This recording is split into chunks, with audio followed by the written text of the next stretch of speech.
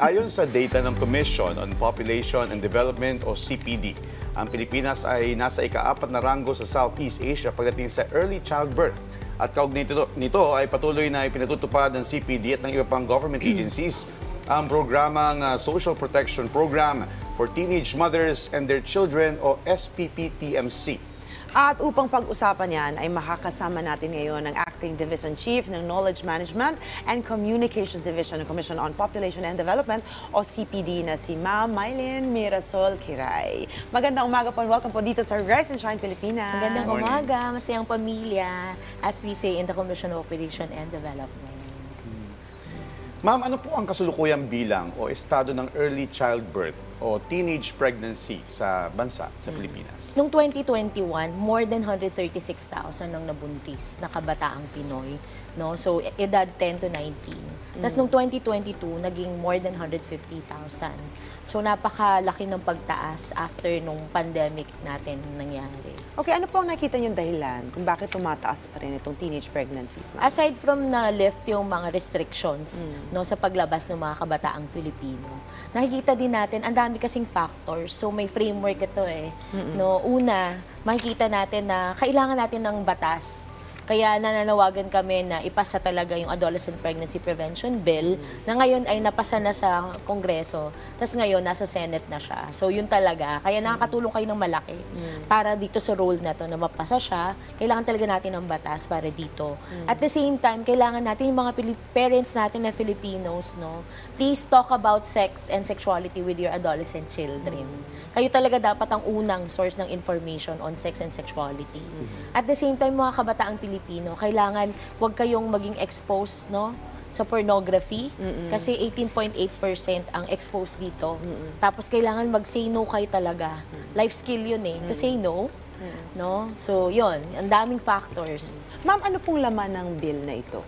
Okay, so ang laman ng bill na to, no, pag ito ay napasa, magiging mas focused ang adolescent pregnancy sa Pilipinas.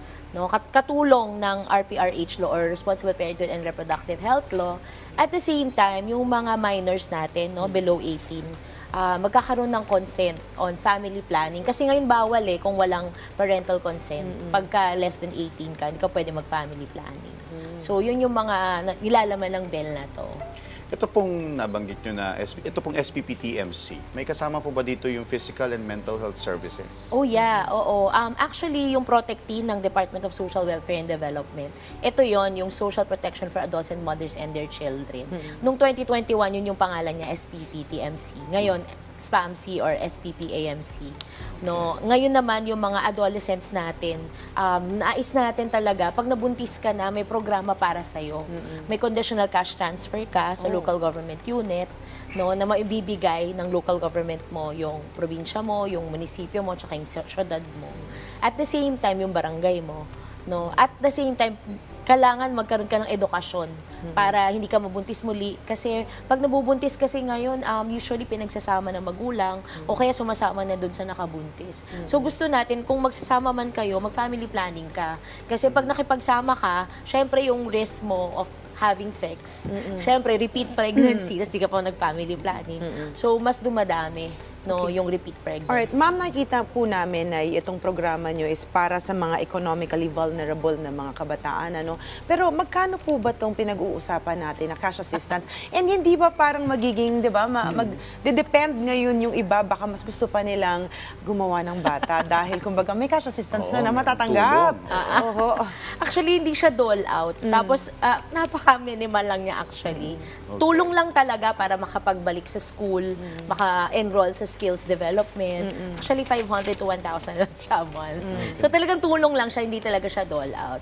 No, gusto lang natin matulungan yung ating mga kabataang nabuntis na bumalik sa school at magkaroon ng employment, mapalago yung skills nila. Yun. Paano ba ito? Per child ang ibibigay or para dun sa parent? For the parent, for the adolescent mother. Yun na yun. So talagang hindi siya malaki kasi hindi siya talaga dole out. Kailangan nasa isang malaking programa siya. Aside po dun sa batas na nabanggit nyo kanina, meron pa po ba kayong ibang inisyatibo o hakbang para mapababa pa yung teenage pregnancy dito sa Pilipinas? So nananawagan din kami, no, sa Malacanang or sa presidente natin. Nagpapasalamat kami kasi may suporta talaga siya. Nakikita namin yun. Pero yung panawagan namin, may reissue yung Executive Order 141 na na-issue dati.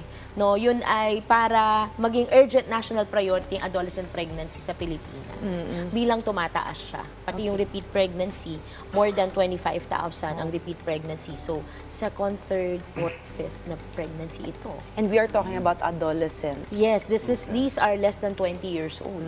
So alarming siya. Kasi less than 20, meron ka ng ilang anak. Oo, tama naman yun. Pero, Hindi ba nag-aaral pa? correct. Okay. Ano pa po ang mga issues aside from what you've mentioned kanina, pinagdadaanan ng mga adolescent mothers natin ngayon? So, syempre, pag nabuntis ka, merong physical risk kasi hindi pa handa katawan mo. At the same time, may emotional risk. No? Kasi kahit na accepted na siya generally, pero sa ating bansa ngayon, conservative pa rin tayo eh.